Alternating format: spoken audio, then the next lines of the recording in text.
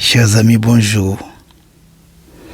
À la fin de toutes les années, les gens font la fête, s'échangent des cadeaux et se font des vœux. Dans les pays où règne la guerre, les gens font des vœux de paix à leurs amis. Dans les pays où règne l'insécurité, les gens souhaitent que la sécurité revienne. Comme vous pouvez le constater, chers amis, donc nous allons vous parler des souhaits. Je vous demande d'inviter vos amis et votre famille à suivre cette vidéo. Je vous demande de partager cette vidéo à vos amis et aux membres de votre famille. Si vous ne l'avez pas encore fait, je vous demande de vous abonner à ma chaîne. Je vous dis bonne audition. Les vœux. En 3 Jean, verset 2, nous voyons l'apôtre Jean faire des vœux à Gaius. En 3 Jean 2, l'apôtre Jean a dit, bien-aimé, je souhaite que tu prospères à tous égards et sois en bonne santé, comme prospère l'état de ton âme. Ça, c'était le vœu de Jean à Gaius. Je sais qu'en cette fin d'année, vous faites des vœux à vos proches et à vos amis. Donc, le vœu de Jean à Gaius, c'était que son âme prospère. Je ne vais pas encore vous dire quels sont mes souhaits pour vous. Nous allons développer le sujet. Donc les vœux. La tradition veut qu'à chaque fin d'année, on se formule des vœux. Chez les Hébreux, formuler des vœux trouve son fondement dans Yahvé lui-même. Nous lisons ces paroles dans Nombre 6, versets 24 à 26. C'est un vœu, c'est un souhait. Que Yahvé te bénisse et te garde. Que Yahvé fasse briller sa face sur toi et t'accorde sa grâce. Que Yahvé lève sa face vers toi et te donne la paix. Les prêtres bénissent ainsi le peuple fidèle. Ils bénissent le peuple en récitant ces versets trouvés dans le livre des Nombres, Nombre chapitre 6. On se salue en ces termes. Shalom Léha, paix à toi. Ça, c'est le souhait juif.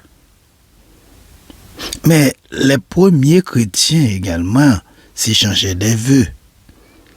Les premiers chrétiens se saluaient dans l'espérance eschatologique du retour glorieux du Seigneur par le mot Maranatha. C'est le souhait chrétien. Ce que je trouve de bien dans cette tradition, c'est la volonté de rassurer ceux que nous aimons et à qui nous voulons témoigner notre affection et donner du courage pour les combats à venir. En cette fin d'année 2023, disons merci à Dieu pour tout ce qu'il a fait pour nous. Remercions-le pour les moments de joie et les moments de tristesse. Dieu merci. L'année 2024 sera de nouveau une année de grâce, malgré tout. Si nous vivons dans la repentance et la foi, selon ce mot d'ordre, si Dieu le veut, que nous retrouvons en Jacques 4, versets 13 à 15. Chers amis, Dieu ne nous donnera pas d'indications détaillées sur ce que nous pouvons projeter et faire en 2024. Nous n'apprendrons pas dans sa parole quelles études il faut suivre, quelle voiture acheter, combien d'enfants nous devons avoir. Est-ce que nous devons partir en vacances ou non? Et si oui, à quel endroit? Est-ce que nous devons rester locataires ou acheter un appartement ou une maison, voire en faire construire une? Mais si nous nous engageons dans ces projets avec l'état d'esprit, si Dieu le veut, nous irons rechercher la volonté de Dieu dans la prière. Aussi, la sagesse pour que nous prenions une sage décision, une décision qui soit une bénédiction pour les personnes concernées, nous sera donnée. Nous nous demanderons aussi si cela n'est pas un obstacle à notre vie dans la foi. Si de trop fortes tentations ne sont pas liées à nos projets. Si nous traversons l'année 2023 en disant régulièrement si Dieu le veut, nous nous reposerons avec confiance sur sa volonté sage et bienveillante et nous en tiendrons compte dans ce que nous planifierons et ferons. Rappelez-vous comment Jésus a, un jour, résumé la volonté de Dieu. En Matthieu 5, verset 16, nous lisons « Que votre lumière brille devant les hommes, afin qu'ils voient votre belle manière d'agir, et qu'ainsi ils célèbrent la gloire de votre Père céleste. » À y regarder de près, seul Jésus est vraiment la lumière du monde. Mais le Saint-Esprit nous a appelés et assemblés par l'Évangile dans son royaume et nous y a éclairés de ses dons, comme nous l'a dit Martin Luther dans son petit catéchisme. Éclairés par la grâce, le pardon et l'amour, sauveur de Dieu en Jésus-Christ, nous sommes nous-mêmes devenus lumière du monde. Nous avons été rendus capables de transmettre la lumière de Jésus-Christ dans notre monde. Sommes-nous vraiment sérieux quand nous disons « si Dieu le veut » ? Alors nous verrons aussi à ce qu'au cours de la nouvelle année, la lumière de Jésus-Christ ne soit pas cachée par nos projets et notre comportement. Vous devriez dire au contraire, si Dieu le veut, nous vivrons et nous ferons ceci ou cela.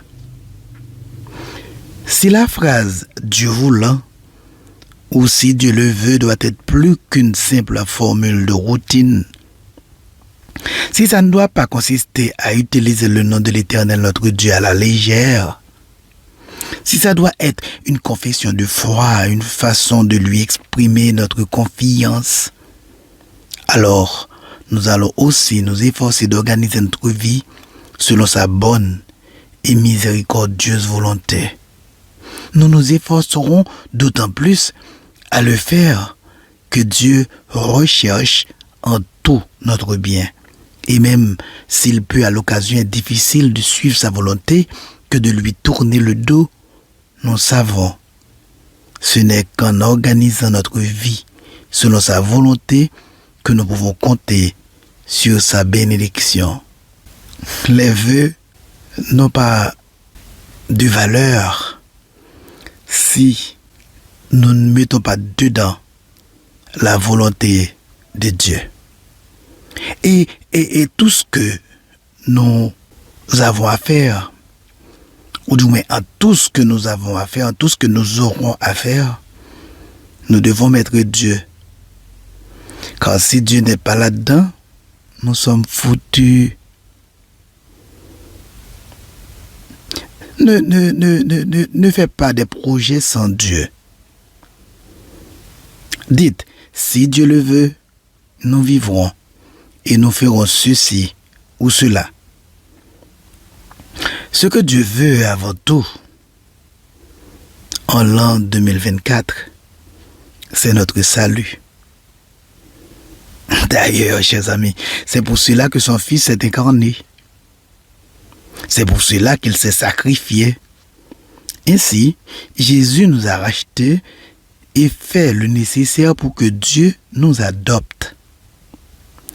C'est dans cette intervention de Jésus que nous puisons la consolante certitude qu'entre les mains de Dieu, nous sommes en de bonnes mains, même si certains projets ne devraient pas s'accomplir en 2024. Serons-nous encore de ce monde jusqu'en 2024? Verrons-nous le 31 décembre 2023? Serons-nous en vie du 1er janvier 2024 au 31 décembre 2024? Si Dieu le veut, peut-être pas. Mais l'essentiel, c'est que rien ne nous sépare de l'amour de Dieu manifesté en Jésus-Christ. L'important, c'est d'être avec Dieu, que ce soit ici-bas ou dans l'au-delà. L'important, c'est de savoir que, quoi qu'il arrive, la bonne et miséricordieuse volonté de Dieu, comme nous le lisons dans le petit catéchisme de Martin Luther, s'accomplit avec nous pour l'amour de Christ. Et si tous nos projets ne se réalisent pas en 2024, si tous nos vœux ne se réalisent pas en 2024, ce n'est pas le plus grave. Le plus important, c'est que nous n'ayons pas piétiné la grâce de Dieu, qu'elle nous enveloppe toujours et nous réchauffe le cœur, qu'elle nous pousse à lui faire honneur en organisant autant que faire se peut notre vie selon sa volonté. Seigneur, aide-nous à vouloir ce que tu veux. Pardonne là où nous avons entrepris quelque chose sans compter avec toi. Maintiens-nous par une repentance et une foi de tous les jours dans ton royaume qui s'étend infiniment au-delà de 2023 ou de 2024. La Bible nous dit, la vie d'un homme ne dépend pas de lui, fût-il dans l'abondance. Dieu t'a-t-il accordé des victoires là où il n'y avait aucun espoir? Il a ouvert pour toi des portes que nul n'avait le pouvoir d'ouvrir. Il t'a relevé par où tu étais tombé et t'a consolé quand il n'y avait personne qui pouvait essuyer tes larmes. Au moment où tout le monde t'avait abandonné, le Christ Jésus, l'ami fidèle, a été avec toi, invisible, mais présent. Il est prêt à t'accompagner tout au long de l'année qui va commencer et te dit qu'il t'aime et a des projets de bonheur pour toi.